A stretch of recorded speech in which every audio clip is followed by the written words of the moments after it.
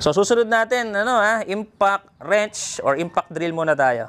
Ito, impact drill from para kay Sir June Albert De Leon sa Negros Occidental. Okay? Oh, nga pala ito 2,100. Ito naman ay 1,600. Oh, so ito mga kaibigan ay 3,800 lang, ha? So ito makikita nyo ngayon kung ano yung mga laman. 3,800, 20 volts yung battery. Tapos meron na siyang casing. Ayan. Shoutout sa iyo Kuya June Albert De Leon, pinsan ko to from Negros Occidental. Ayan yung laman mga kaibigan. Okay, meron na siyang, syempre may manual, meron na pong bit dito, meron na siyang screwdriver and flat screw. Ayan. Meron din pong bag. Okay. Meron pong dalawang battery. So itong battery nakalagay dito. Pero hindi siya nakatodo kasi baka malobat nga. Tapos itong battery niya, meron pong indication kung lobat na siya or full charge. Okay. Tapos ito rin po yung isang battery niya. Okay.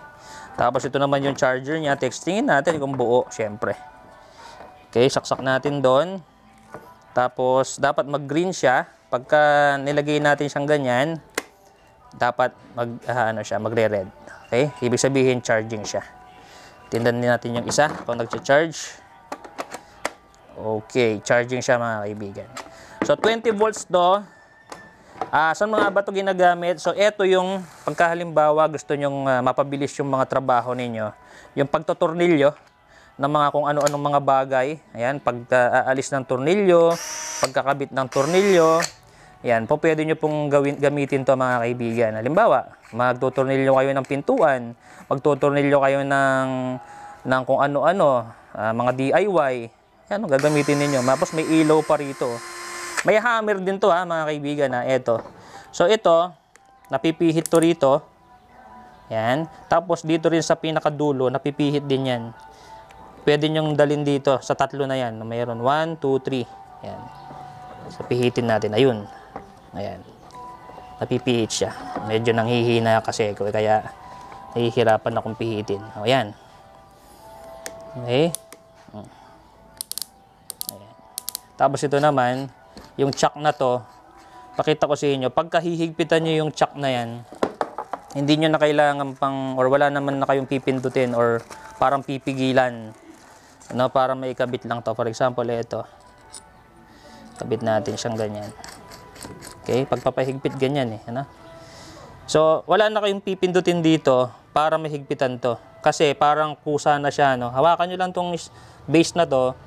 Ayun, higpitan yung ganun. Yan, magagamit nyo na. Pwede nyong, ayan, yung clockwise.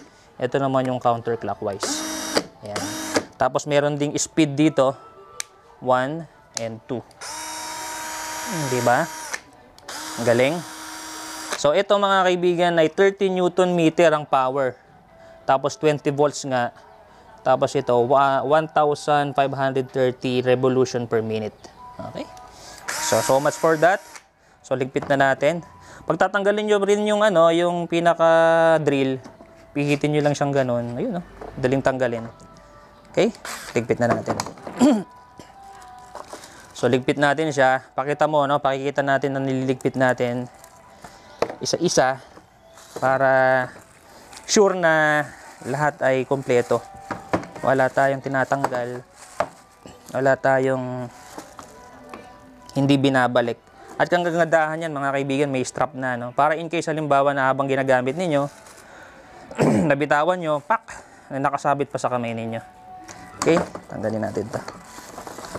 Okay, balik natin, battery, charger, then bag, tapos yung manual.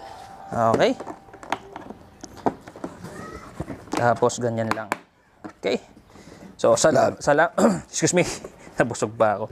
So, salamat kay Sir June Albert, my cousin, sa pag-avail at sa pagsuporta dito sa ating munting negosyo. Okay? So, lagyan natin dito.